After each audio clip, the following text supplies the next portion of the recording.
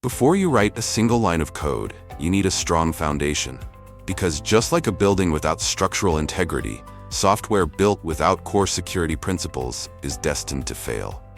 Domain 1, Secure Software Concepts, is where that foundation begins. In this domain, you'll learn to go beyond features and functions and start thinking like a software security architect.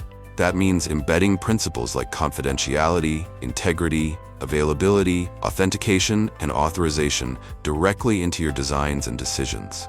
But it doesn't stop there. You'll also need to understand how accountability, risk management, compliance, and trusted computing shape the boundaries of secure software in the real world. As a CSSLP, you're expected to know what it really means for software to be secure, how to apply security principles across the entire SDLC, why regulatory and privacy requirements must influence your technical decisions, and how to architect systems that can stand up to today's threats and tomorrow's scrutiny. Whether your software is built in-house, outsourced, or purchased, your role is to make sure it's secure by design, not by accident. This domain lays the groundwork, and by mastering it, you won't just learn what to protect, you'll learn how to think like someone who builds trusted, resilient, and defensible systems from the ground up. All right, let's talk about one of the most important pillars of secure software, confidentiality. Now, when we say confidentiality, we're really talking about one thing: keeping secrets safe. Think about preventing unauthorized access to sensitive information, such as passwords, patient records, financial data, or source code. Stuff that, if exposed, could cause a lot of damage to your users, your company, and even your reputation. Here, the stakes are high. I mean, imagine this. A hospital stores patient records, but forgets to encrypt them. Someone breaks in and gets access. That's not just a tech mistake. It's a violation of trust, a compliance nightmare, and a potential lawsuit, especially under laws like HIPAA. So how do we actually protect data confidentiality when building software? Well, the first big one is encryption. And not just for data sitting in a database. We're talking about data at rest, in transit, and even while it's being processed. For example, user passwords should never ever be stored in plain text. Use strong hashing algorithms like bcrypt or Argon2. And when data moves between systems, always use TLS to keep it safe. But here's the catch. Encryption is only as good as your key management. If your encryption keys are exposed, you've basically left the vault wide open. Another key part, access control. You've got to ask, who needs to see this data and who doesn't? A regular user should never be able to access admin-level data just by messing with a URL or calling an API endpoint. That's how breaches happen. And let's not forget about the sneaky stuff, like logs, backups, and debug messages. Developers sometimes leave sensitive data in there without realizing it. Tokens, credentials, even personal info. And that stuff, hackers love it. Confidentiality isn't just about keeping out outsiders either. It's also about protecting data inside your organization. That's why we rely on things like role-based access control, RBAC, multi-factor authentication, MFA, and the principle of least privilege, making sure people only get access to what they actually need. And yeah, people are part of this too. A lot of breaches happen because someone emailed a sensitive file without thinking twice or didn't know the data was confidential in the first place. That's where data classification and awareness training come in. If your team understands what data is sensitive and why it matters, they're way more likely to protect it. So here's the takeaway. Confidentiality isn't just a feature, it's a mindset. It's a promise you make to your users, your business, and the people who trust you with their information. Whether you're building, buying, or maintaining software, your job is to make sure sensitive data stays where it belongs, secure and private. Let's move on to the next pillar of secure software, integrity. Now, when we say integrity in the world of cybersecurity, we're not just talking about ethics. We're talking about trusting that data hasn't been tampered with, whether it's stored in a file, sent across the network, or processed by your app. Simply put, integrity means accuracy and consistency. The data should be exactly what it's supposed to be. No more, no less. Here's a simple example. Imagine an online banking system. A customer transfers $1,000, but due to a flaw in the application or a malicious actor manipulating the request, the amount becomes $10,000. That's a serious integrity failure. The system didn't protect the data from being altered. So what threatens integrity? Malware that changes files, man-in-the-middle attacks that modify data in transit, broken business logic that lets users mess with critical values, or even just a developer mistake that overwrites the wrong record. To protect integrity, we use a combination of controls, checks, and design discipline. Let's break that down. First, we have cryptographic checksums and hashing. These are like digital fingerprints. You can take a file or message, hash it with something like SHA-256, and compare it later to see if it's been changed. If the hashes don't match, something's wrong. Think of digital signatures too, especially when you're dealing with software updates, documents, or transactions. They don't just prove who sent the data, they prove that it wasn't changed along the way. Then there's input validation. If your app lets users submit data, you need to make sure that data is clean, expected, and can't mess with the system. SQL injection, for example, that's an integrity attack, trying to change the structure of your database through a user input field. We also need concurrency controls. Imagine two people trying to update the same record at the same time. Without proper locking or versioning, you could end up with a corrupted state. Race conditions can silently break integrity if you're not careful. Auditing and logging also play a role. If something goes wrong, you need to trace it. Logs help detect when data was changed, who changed it, and whether it was authorized. And like with confidentiality, people and processes matter too. Someone accidentally overwriting production data from their local machine? That's an integrity issue. It's why change control, access reviews, and peer code reviews are critical. So here's the takeaway. Integrity means the system tells the truth, even under stress or attack. If your users can't trust that their data is correct and untouched, they'll stop trusting the system entirely. And in secure software, trust is everything. Let's talk about the third pillar in the CIA Triad: availability. Now, when people think of cybersecurity, they usually focus on keeping data secret or preventing tampering. But here's the thing. What good is secure data if no one can access it when they need it? That's what availability is all about. Making sure that your systems, your services, and your data are there when they're needed. No excuses. Picture this. It's payday. You open your banking app to check your salary and nothing. It won't load. The servers are down, customers panic, support lines blow up, and the bank's reputation cracks instantly. That's an availability failure. And in today's always connected world, even a few minutes of downtime can translate to lost revenue, frustrated users, and a serious hit to trust. So, what threatens availability? Let's name a few. DDoS attacks, where attackers flood your servers with traffic to take them offline and hum. Ransomware, which locks systems until a ransom is paid. Hardware failures, unpatched bugs, or even just a missed update that crashes a service. And sometimes, it's just poor planning. Not enough servers to handle a sudden traffic spike. So how do we keep systems available? It starts with resilience. That means redundancy, failover systems, and load balancers. So if one server fails, another picks up the slack. Then there's protection. Use firewalls, rate limiting, and anti-DDoS tools to defend against malicious overloads. Monitoring is critical too. You want to know something's wrong before your users do. Set up alerts, track performance, be proactive, and don't forget recovery. Things can and do go wrong. The key is being able to bounce back fast, whether it's from an outage, an attack, or a natural disaster. Availability isn't just an IT problem, it's a shared responsibility. Developers need to write efficient, fail-safe code. Ops teams need to build for uptime and reliability. Security teams defend against threats that cause disruptions. Leadership needs to invest in resilience, not just hope everything stays online. Because here's the bottom line. Even the most secure and accurate system in the world is useless if no one can access it. Availability means being ready when your users need you most. Every minute your system is up and running, that's trust, reliability, and peace of mind. Now let's talk about authentication. A word you've probably heard 1,000 times, but what does it really mean?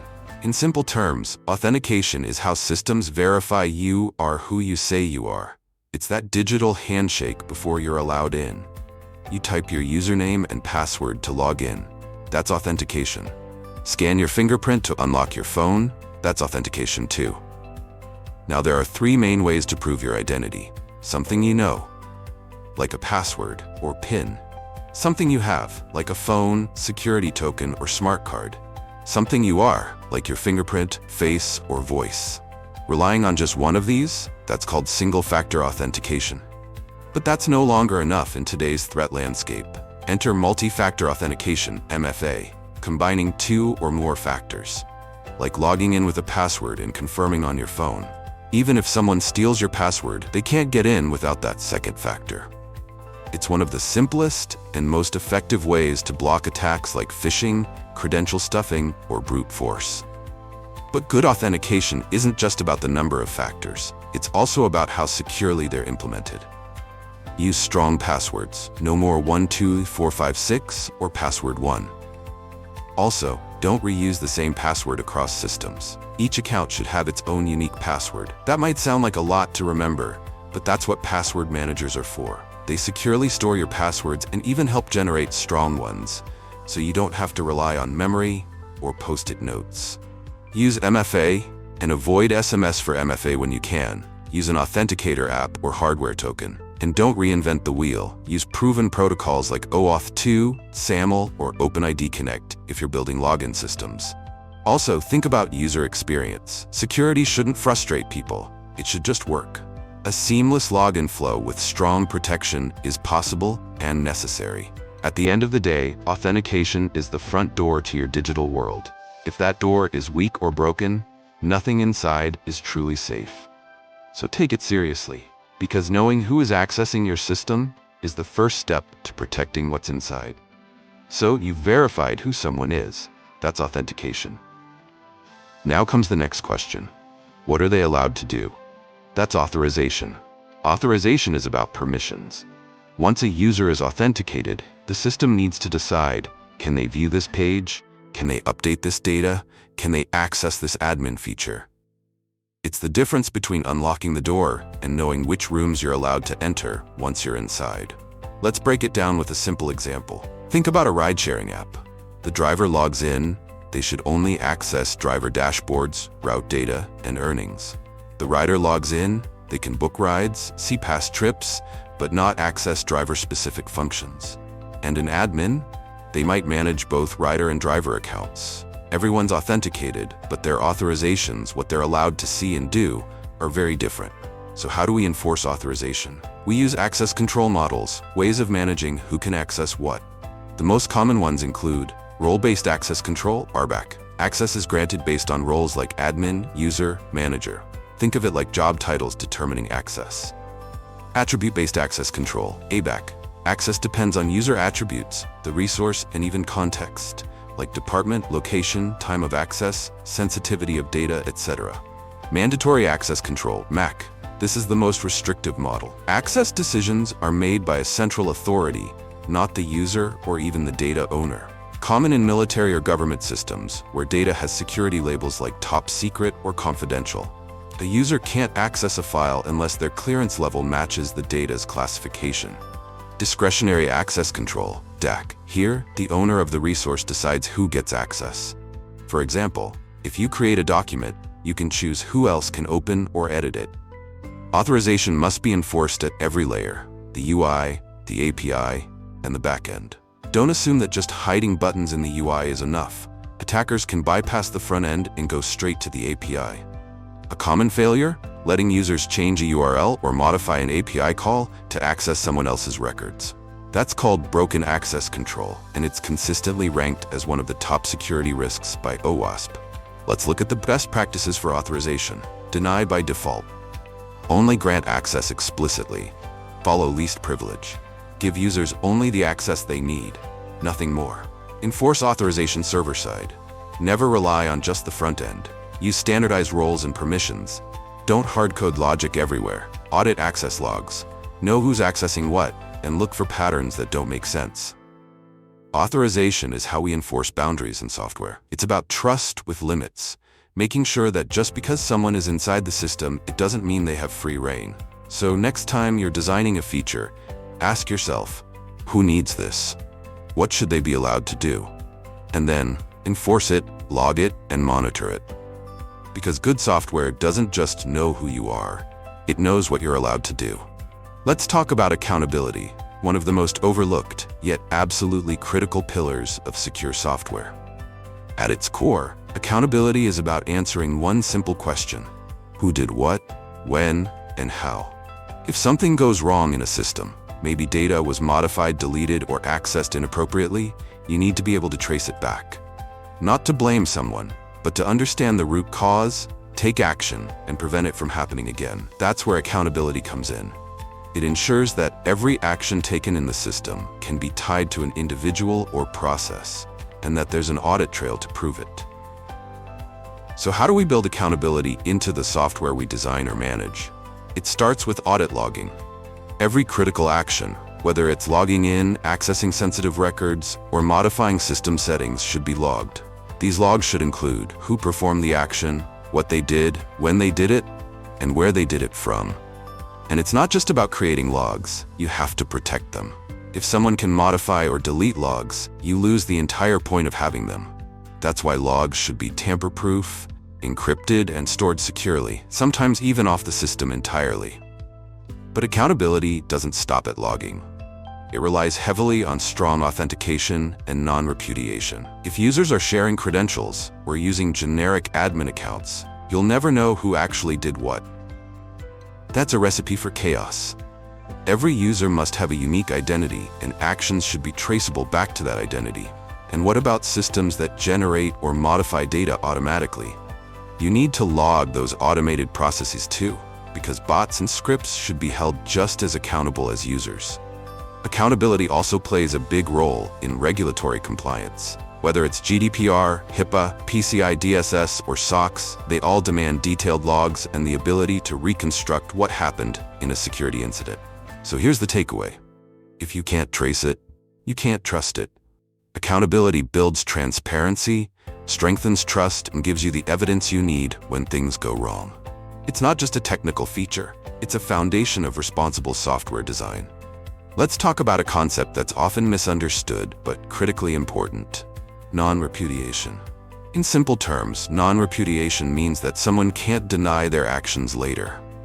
It ensures that when a user takes an action, like signing a document, sending a message, or approving a transaction, there's proof that it was really them, and that they can't later say, "It wasn't me." Why does this matter? Imagine someone authorizes a money transfer and later claims that they didn't do it. Without non-repudiation controls, it becomes a game of he said, she said. But with proper controls like digital signatures, audit trails, and strong authentication, you've got evidence to prove it. Technically, non-repudiation often relies on cryptographic methods, especially digital signatures.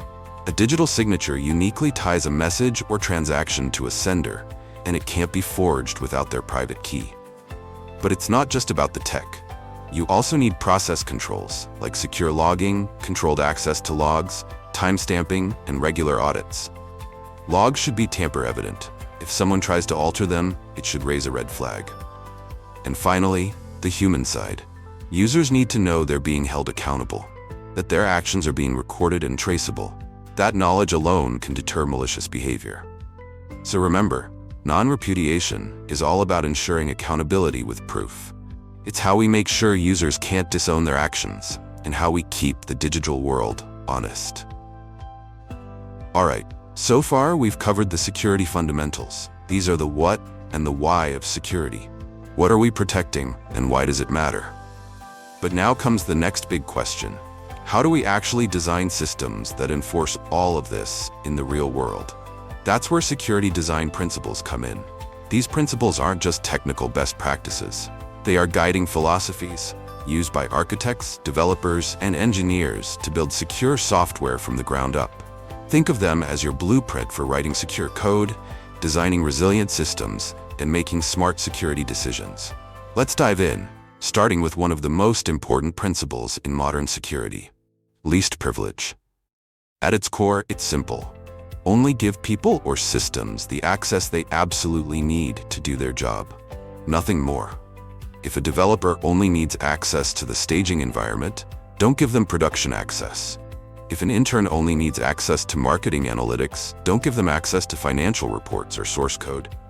If an app only needs to read from a database, don't let it write to it. A customer support agent should only see the tickets they're handling, not all customer data.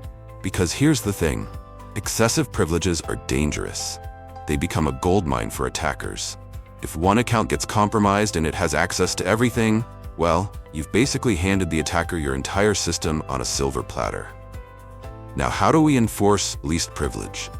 We use access controls. Things like role-based access control, RBAC, attribute-based access control, ABAC, and policy enforcement tools. We also limit runtime privileges. For instance, don't run applications as admin or root unless absolutely necessary. And we layer in the need-to-know principle, meaning users and systems only access data that's relevant to their task.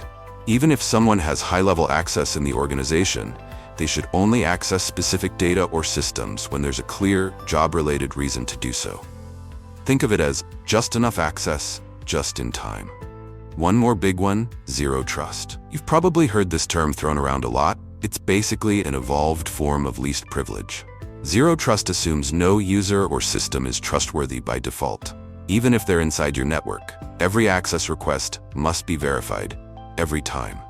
So remember, least privilege isn't about making life harder. It's about reducing your attack surface. It reduces the blast radius if something goes wrong and helps you build a safer, more resilient system. Let's talk about segregation of duties. It might sound like a corporate buzzword, but at its heart, it's just a common sense principle. No single person should have too much control over any critical process. Why? Because when one person or one system can initiate, approve, and complete a sensitive task, you're creating a single point of failure.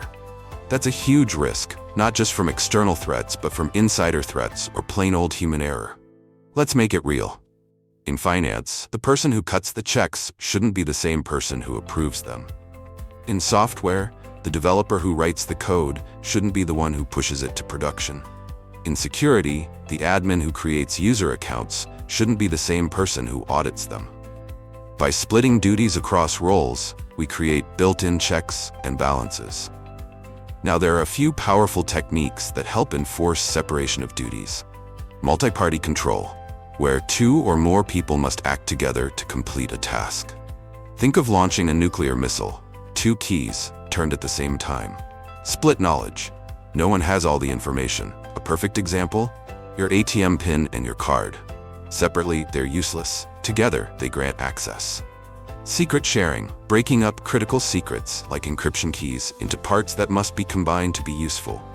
These aren't just abstract ideas, they're used every day in security systems, banking, even in DevOps pipelines. And here's the kicker. Segregation of duties isn't about slowing things down, it's about building trust through accountability. When everyone plays their part and no one has unchecked power, the whole system becomes stronger. So whether you're writing code, configuring systems, or managing teams, build for separation.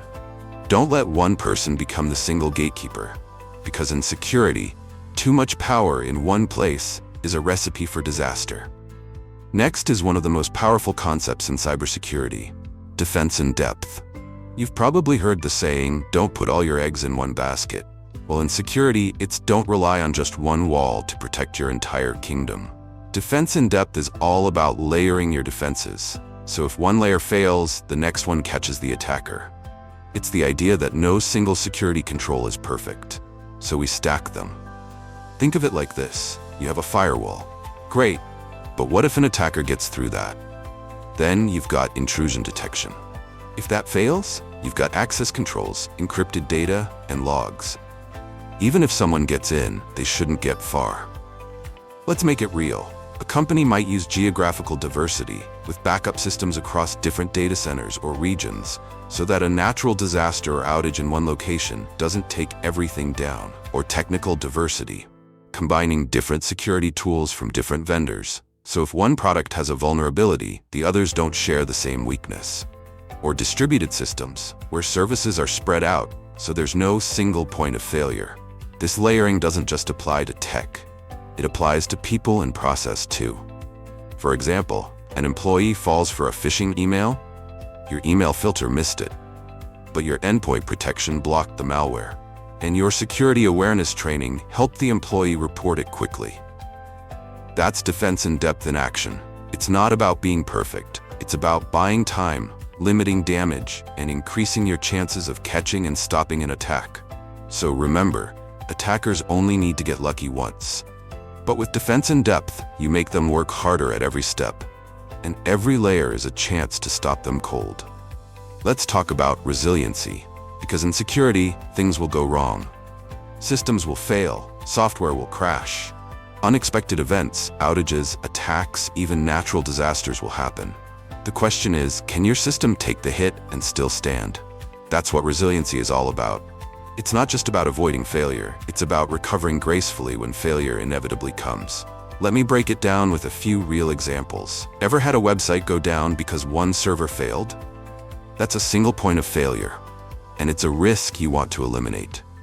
Imagine a database that crashes in one region, but traffic automatically shifts to another region without users noticing. That's failover in action, a key part of resilient design.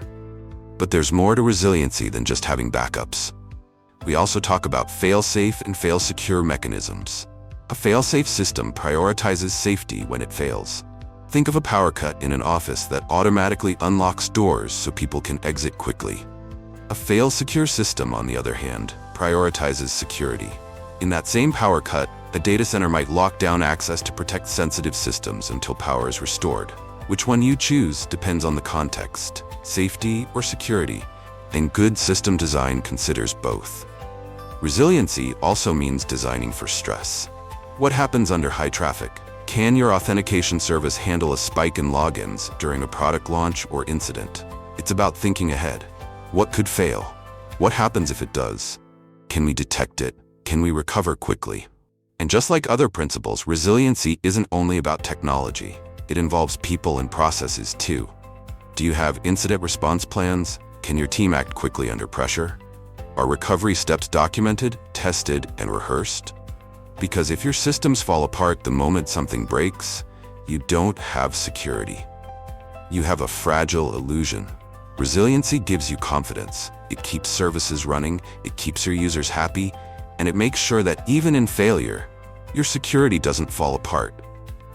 So when you're designing secure software, don't just think about keeping things safe. Think about keeping things alive, even when things go wrong. Let's talk about one of the most overlooked but incredibly powerful principles in security: economy of mechanism. It sounds complex, but the idea is actually really simple. Keep things as simple as possible, but no simpler. In security, complexity is the enemy. The more complicated your system is, the more places things can go wrong. The more steps a user has to take, the more likely they'll make a mistake. And the more logic you add to your code, the more room there is for bugs or vulnerabilities to slip in. So, economy of mechanism is about designing security features that are simple, clear, and efficient. Let's take an example you've probably seen: single sign-on, or SSO. Instead of having to log in to 10 different systems with 10 different passwords, you log in once, and that token securely gets you into everything you're allowed to access. It reduces friction for users, and it reduces the number of login mechanisms developers need to maintain and secure. That's economy of mechanism in action. Another example: password vaults. Instead of expecting users to remember and manage dozens of strong, unique passwords, we give them one secure vault that does it for them. It's simpler for users and reduces password-related risk. Or think about your code. If you need to sanitize user input, write a reusable function that does it well, and then use it everywhere. Don't write slightly different input handling logic in 20 different files. That leads to inconsistencies and mistakes. And it's not just about code. Security policies, access controls, incident response plans, they should all be easy to understand, communicate, and enforce. Because if your team can't follow it, it's not effective. Bottom line, the simpler the security mechanism, the easier it is to build it correctly, test it thoroughly, and use it consistently. Keep it clear, keep it clean, and keep it secure. That's the heart of economy of mechanism. Now, let's talk about a principle that quietly plays a huge role in your system's security: complete mediation. At its core, complete mediation means this: every access request must be validated, every time, no exceptions. Now, that might sound straightforward, but in practice, it's where things often fall apart. To boost performance, developers might cache access decisions. Maybe you check someone's role when they log in, store it in a session or a cookie, and then just trust that for the rest of the session. Seems fine, until it's not. Because things change, roles change, permissions get revoked, sessions can be hijacked. If you don't revalidate access every time, especially at critical control points, you're creating a window for attackers to sneak through. Imagine a banking app where user roles are stored in a browser cookie. Someone gets admin access temporarily, but their role is downgraded. If the app doesn't check the database again and just keeps trusting that cookie, they still have admin power. This is why complete mediation matters so much. Let's break down where this really comes into play. Session management. Every session token should be validated on every request. If a session expires or is revoked, that token should stop working immediately. Cookie management. Never fully trust what's stored on the client, especially user roles or access levels. Even if it's signed or encrypted, treat it cautiously. Credential caching. Be careful when caching tokens or access decisions. Always revalidate before allowing sensitive actions. Trust boundaries. Security checks must happen within trusted server-side environments. Never rely on the client to enforce access control logic. It's too easy to bypass. Even though performance optimizations are tempting, cutting corners on access control is risky. Don't trade security for speed, especially at your trust boundaries. To enforce complete mediation effectively, follow these concrete guidelines. Enforce access control on the server side. Perform all security-sensitive checks within trusted environments under your control. Invalidate cached permissions when changes occur. Build mechanisms to refresh and revalidate access decisions dynamically, especially when roles or privileges change. Secure communication channels. Use end-to-end encryption, like HTTPS TLS, to ensure data and tokens aren't tampered with in transit. Minimize trust in untrusted systems. Assume that client-side logic can be bypassed. Validate every action server-side, especially those that cross security boundaries. Adopt defense-in-depth use layered security, so if one control fails, others are in place to catch it. Complete mediation isn't just about correctness, it's about resilience. You're not just saying yes or no to a request, you're saying, I will decide right now, based on what's true right now. And that difference can stop a breach before it even starts. Let's get something straight right from the start. Security should never depend on secrecy of design. If your system is only secure because no one knows how it works, you're building on sand. That's where open design comes in. The idea is simple, but powerful. Even if an attacker knows exactly how your system works, it should still be secure. Assume they have the blueprint. Assume they've read the documentation. Assume they've reverse engineered the code, and still, your system holds strong. Because real security doesn't come from hiding. It comes from well-vetted cryptography, strong access controls, and proven protocols, not obscurity. At the heart of this is a principle we live by in cybersecurity. Kirchhoff's principle. A system should remain secure even if everything about it, except the secret keys, is publicly known. This mindset changes everything. It's why we say obscurity is not security. So, how do you apply open design in practice? Follow open standards. Use cryptographic algorithms and protocols that are open, tested, and trusted, like AES, TLS, and OAuth. Encourage security audits. Invite independent experts to review your system. If it holds up, great. If not, you fix it before attackers find the flaw. Use open security protocols. Don't roll your own crypto. Rely on public, battle-tested standards with known strengths and weaknesses. Separate security from confidentiality. Design mechanisms that remain secure even if attackers understand them. Only the keys and secrets need to stay hidden. Peer review and crowdsourcing. Open source your security logic or allow design reviews. More eyes, fewer blind spots. Promote responsible disclosure. Encourage ethical hackers to report issues. Fix transparently. Build trust with your users and your community. Here's the truth. Attackers will figure out how your system works. So don't rely on secrecy. Design for strength. Let transparency be your advantage, not your weakness. Because when your system can withstand public scrutiny, you're not just protecting data, you're building trust. That's open design. It's not about being exposed, it's about being unbreakable, even in plain sight. Next is one of the more subtle principles of secure system design. Least common mechanism. The idea is, don't share mechanisms between users or components unless absolutely necessary. Why? Because shared mechanisms become shared risks. The more things that depend on a common service or resource, the bigger the blast radius if that mechanism is compromised. Imagine, two different applications on the same server share a logging component. If one app gets compromised, it might allow an attacker to manipulate the logs, or worse, access data from the other app, all because they share a common mechanism. Now apply this at scale. Shared memory, shared services, shared credentials, it all becomes a potential point of exploitation. So what do we do instead? We isolate, we compartmentalize, we give each component what it needs, and nothing more. Here are a few ways to apply this. Compartmentalization and isolation. Run services in separate containers, VMs, or sandboxes. Keep environments and workloads isolated, even if they're part of the same system. Allow accept lists over broad access. Don't let systems talk to anything and everything. Use strict allow lists to define who can communicate with what. Dedicated resources for critical services. Avoid sharing sensitive infrastructure like authentication services or key management across unrelated systems. Avoid shared state. Whenever possible, design systems so components don't rely on a common mutable state. Shared memory or session storage can become a leak. Because here's the truth, the more things share, the more they depend on each other. And in security, dependency equals risk. So remember, minimize what's shared, minimize what can be touched, and you'll minimize what can be broken. That's the strength of the least common mechanism principle. Keep things separate, keep things safe. The other principle is psychological acceptability. Here's the idea in simple terms. Security only works if people can actually use it. You can design the most secure system in the world, but if it's confusing, frustrating, or slows people down, they'll find ways to work around it. And when that happens, security fails. Let's look at a few examples.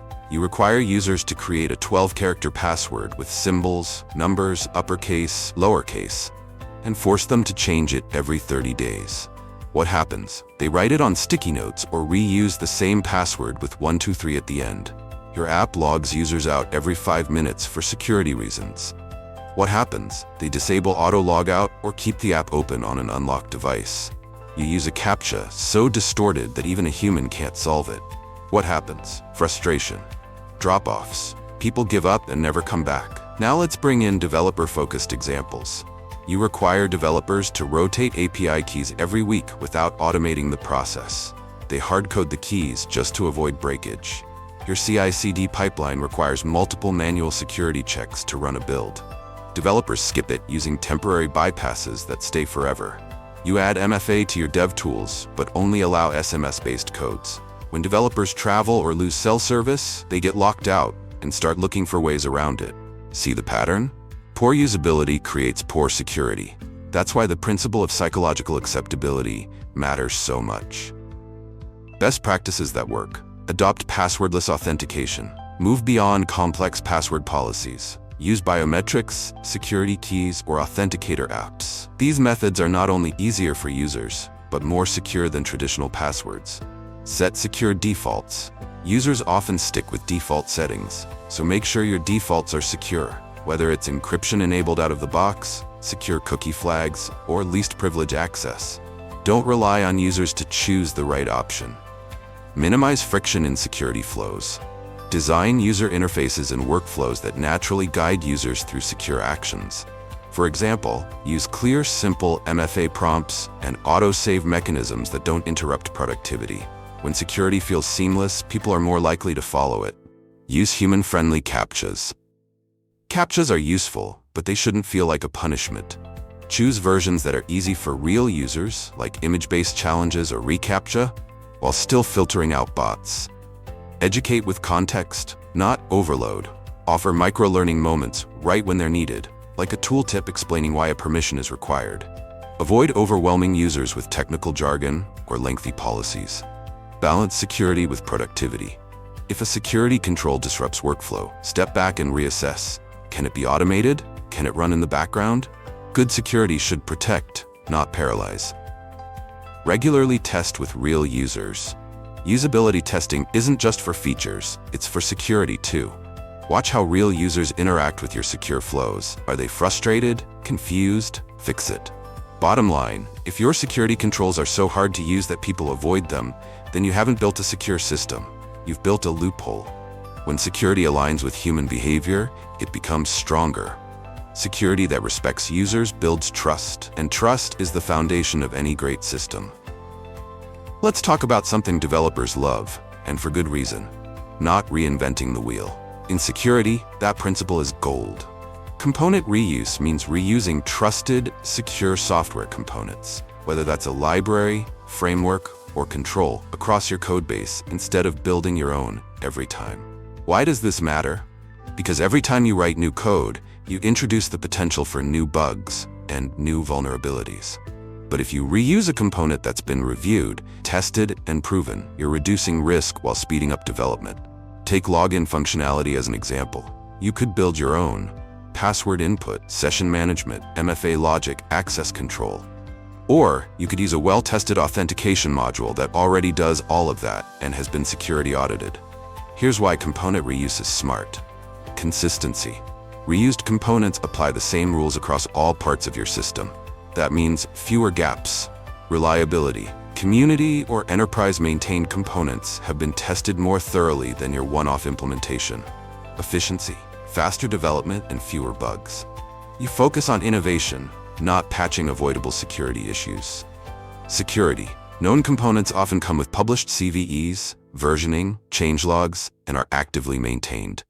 Now let's be clear. Not all reuse is good reuse. If you're pulling in a component from an unknown source or one that hasn't been updated in years, you may be bringing vulnerabilities along with it. So here are a few best practices when reusing components. Use approved libraries. Maintain an allow list of vetted components your teams are encouraged to use. Track dependencies. Know what your software depends on and what those dependencies depend on. Tools like SBOM's software bill of materials can help here. Keep components updated. Reuse is only secure if you're also maintaining the reused parts. Watch for updates, patches, and CVEs. Avoid custom security code. Don't build your own encryption, token generation, or session logic. Reuse from trusted sources. Centralize security controls. Implement security functions as shared services or modules so every team benefits from the same protection. So here's the takeaway. Build it once, test it hard, reuse it often. Secure components are like reusable armor. Once forged properly, they can protect everything they wrap around. Reuse isn't cutting corners. It's engineering smart, secure, and scalable systems. Let's talk about a topic that doesn't always get developers excited: governance, risk, and compliance, or GRC. But trust me, it absolutely should. If your software is the product, GRC is the framework that ensures it's trusted, secure, and sustainable. Think of GRC as the foundation that allows your software to thrive in the real world. You could build the most secure software in the world, but if it doesn't align with regulations, organizational policies, or risk tolerance, it's still a liability. And nobody wants that. So let's break it down. Governance is about creating structure and accountability. It defines who's in charge, what policies are in place, and how accountability is enforced. It's about ensuring security isn't an afterthought, but an embedded part of your development process. Key questions that governance answers include: who sets the security policies? What frameworks or standards should developers follow? Who owns security in the SDLC? For example, if your company mandates secure code reviews, threat modeling during design, static application security testing, SAST, and patch SLAs, that's governance. It's all about making security a non-negotiable part of your workflow. Next comes risk, which is all about assessing what could go wrong. In simple terms, risk is the likelihood that a threat will exploit a vulnerability, leading to some form of damage or loss. That damage could be to systems, data, operations, or reputation. But identifying risk isn't enough on its own. To protect your organization, you need to understand where the risks are, how serious they are, and what you're going to do about them. That's where risk management comes in. Risk management isn't about trying to eliminate every possible threat. That's impossible. Instead, it's about making informed, strategic decisions based on your organization's risk appetite and priorities. And it all starts with risk assessment, which begins by asking two essential questions. How likely is this threat to happen? If it does happen, what's the potential impact?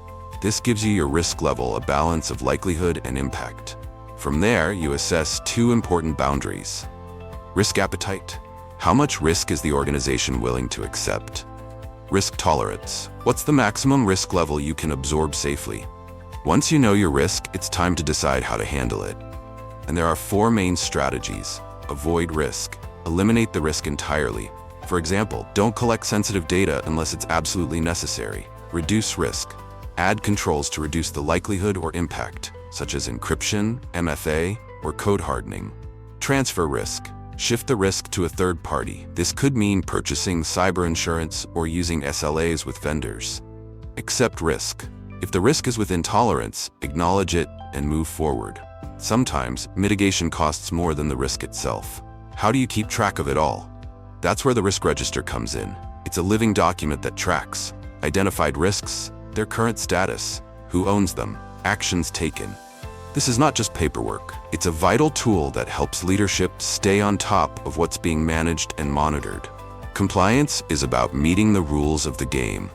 It ensures you're following the rules, laws, industry standards, and customer expectations. Depending on what kind of software you build, compliance might look very different. For example, if you're dealing with personal data, that could mean following privacy laws like GDPR or CCPA. In healthcare, you're probably thinking about HIPAA.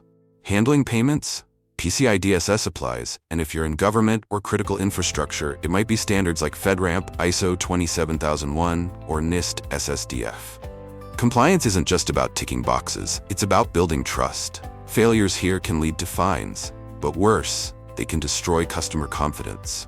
And compliance isn't just a checkbox, it's a culture. Developers, architects, and QA engineers all play a key role in ensuring handling data appropriately, maintaining auditability, building controls into the system, not bolting them on later. You might think GRC is for auditors, CISOs, or legal teams, but the reality is, you're on the front lines.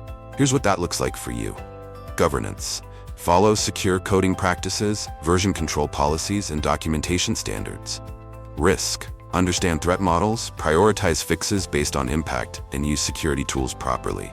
Compliance. Handle data according to regulations, retain logs, and implement required controls. Security isn't a bolt-on anymore, it's baked in. And developers? You're not just delivering code, you're the chefs in the kitchen. So now you know your role in GRC, across governance, risk, and compliance. But what does that actually look like in your day-to-day work?